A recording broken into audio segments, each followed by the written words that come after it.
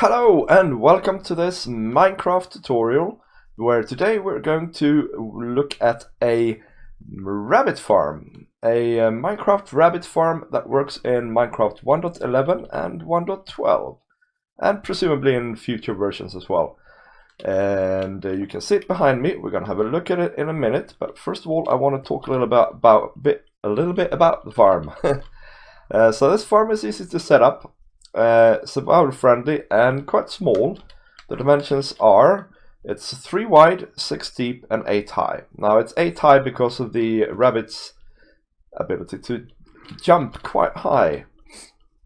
And it yields rabbit feet along with the other drops, and it's very easy to use. Now the reason the farm works in 1.11 and 1.12, or works best in 1.11 and 1.12, is because it's partly using the max entity cramming rule, which was introduced in 1.11, and that rule states that you can, as a maximum, have 25 entities per default in one single square.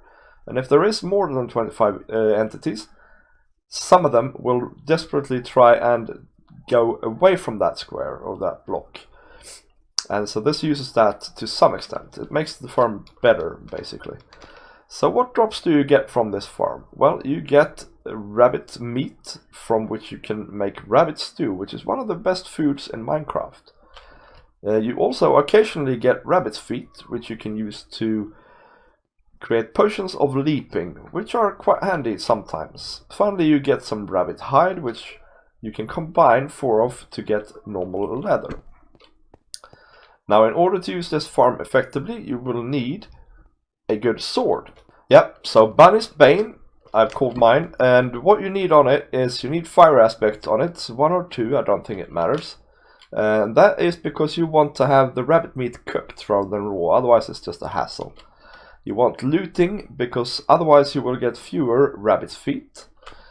Sweeping edge, because you want to kill them all in one go, and then unbreaking and or mending, just because it's more convenient and the sword will last longer.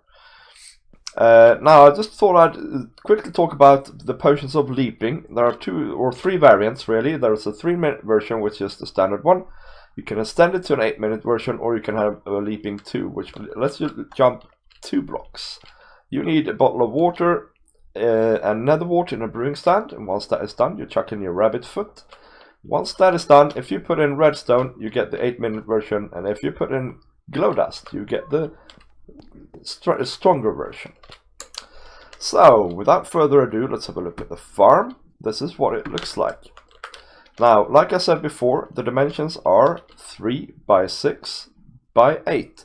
I usually put this underground, so I would have the ground level here. So then you just dig down 8, and then you dig a 6 by 8 area out. So down here is where we have the output. So when we kill rabbits, it will end up over here. Now you can have it somewhere else. I think in my survival world, I have it over here. So I've just pulled a bunch of hoppers over to here. So it's easy for me to get. Now in order to operate this farm, there are 2 steps.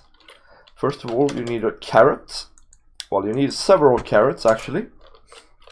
And what you do is you push the button and the rabbits starts leaping, and you just hold down right click and feed them for days until there are no more hearts. You can just move around a little bit, so you can get to them all. This is just to make it easier for you to feed the rabbits basically.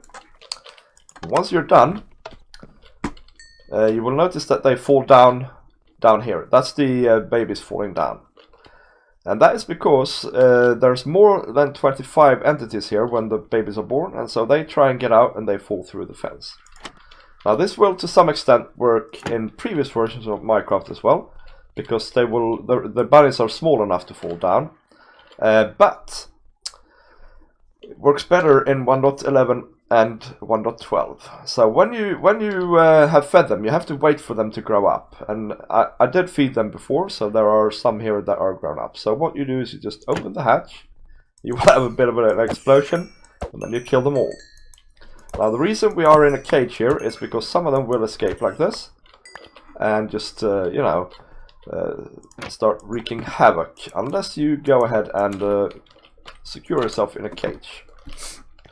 So that was that. I think we missed one, but that doesn't matter.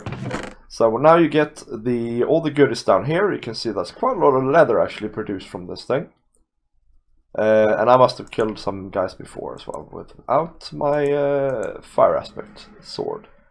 But yeah, you get the loots down here. We got some rabbit's feet, so we're good to go.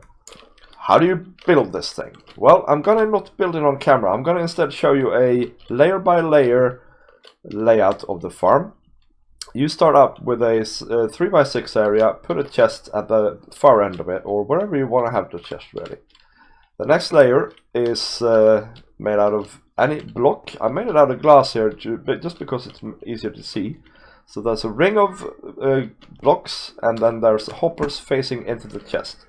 Now the first hopper here is facing straight into the chest. This hopper is facing into that hopper. So the third layer, in the third layer you need one solid block and with a ladder on it on the back. That's for you to get in and out of the killing chamber. And then you need another ring of blocks around like this, and a trapdoor. And just to make it clear, the way you place it is you stand here and hold down shift and press like that, and then you just close it like that. Next layer, you need 2 3x3 circles of blocks with a hole in the middle. So this is where the rabbits that are awaiting growing up is going to be, and then over here you just need a trapdoor on that in that hole. The next layer, now we're done with this part of the farm. So the next layer, the future layers are only concern this 3x3 area plus this block here. Oh, whoops. So in this layer you build another circle of blocks, you put a fence in the middle, and you put a block here. Next layer, you build another circle of blocks, however you replace the back block with a dispenser and put a piece of redstone on the block we just placed over there. Let me just fix the time. The final 2 layers I made into one, because it's quite simple. So basically this is the second to last layer. Now as you can see, the bunnies are now escaping. And that's why you need the last little bit as well. Let's put it back. So you make another ring. Away with you guys. Make another ring. No, I have an explosion. No! Let me sort this out. Right, sorry about that. So you have another ring of glass, and then on top of that you put some slabs. Now if you've put full blocks here, you won't be able to reach the rabbits to feed them, so that's why I use slabs there. And then the final touch is just a button on top of that block that we placed here. So this is what the farm looks like. You can see quite clearly where the glass goes or where the block goes. So we have a chute down here and a chute up here, and then we have hoppers, trapdoor, fence post, rabbits, dispenser, and half slabs. And the redstone is extremely simple. It's a block underneath the dispenser with a piece of redstone on it, a block above the dispenser, and a button on top. And that just triggers the water. So before we finish this up, I thought I would show you how this looks in practice in a survival world. This is my base on the Primecraft server, and this here little hut is our rabbit factory. So if we go in here, you can see we have the button here. Down here are the bunnies, and if we go down here we can see them in action. So they are there and there. Now that's because I've bred them already. We have the rabbit slayer here.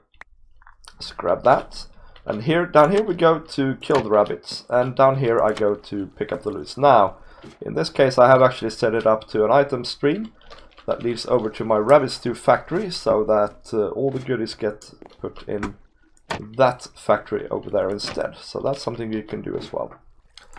So all we do here is we go in and then we slay away. I don't think I have sweeping edge on this one. You can choose not to have that because I think that might be why we got some uncooked rabbits, and then some get stuck here.